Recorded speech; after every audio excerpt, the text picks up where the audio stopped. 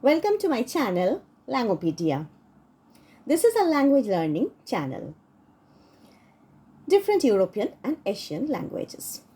One of the best way of learning language is through listening stories.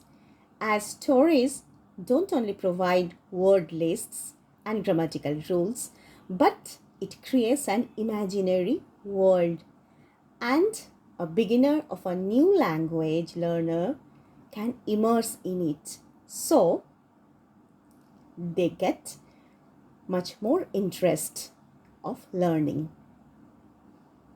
Today, I'm going to tell a story from Best of Vikram and Betal, retold by Puravi Chakravarti. King Vikramaditya and the Sage. In ancient India, there was a great king named Vikramaditya. He was famous for his courage, wisdom, and justice. Everyone loved and respected the king. One day, a sage came to the king's royal court.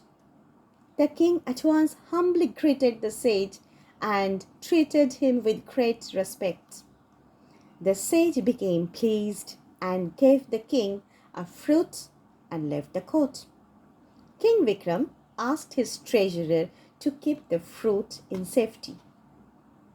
The next day, the sage came again and gave the king another fruit.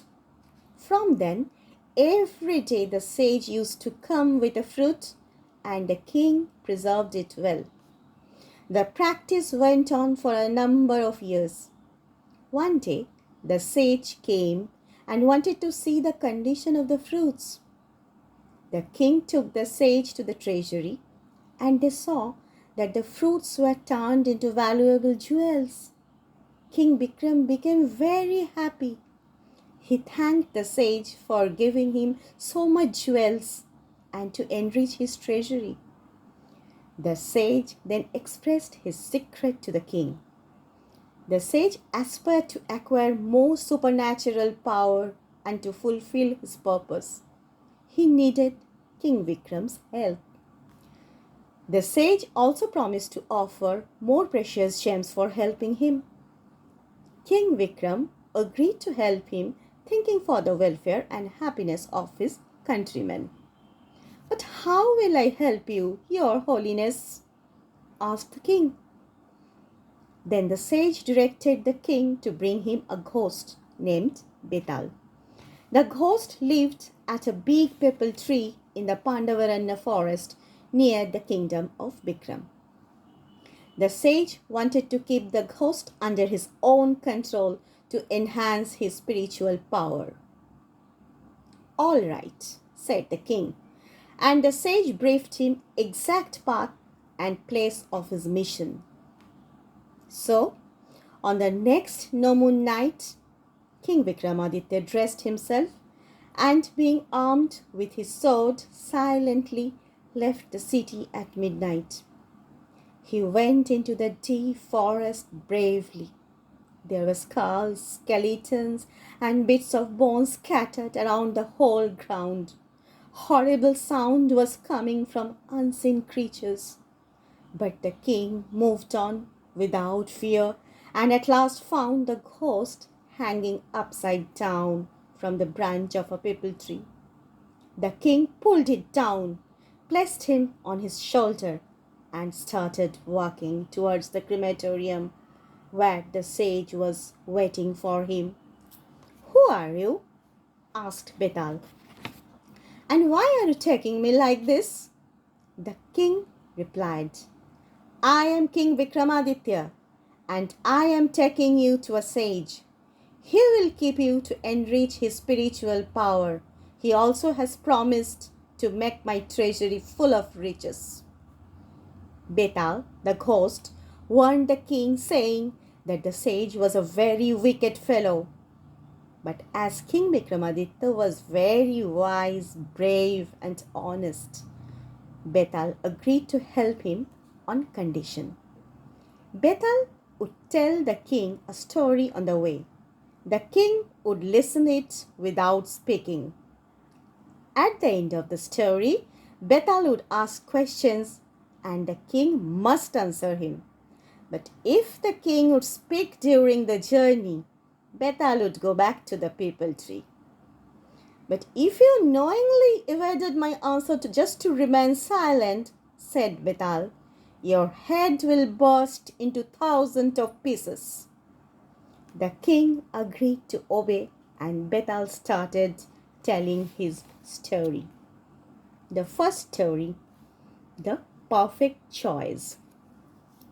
Long ago, there lived in Mithila a brave and wise king named Udayaditya. He had a daughter who was the perfect model of brain and beauty.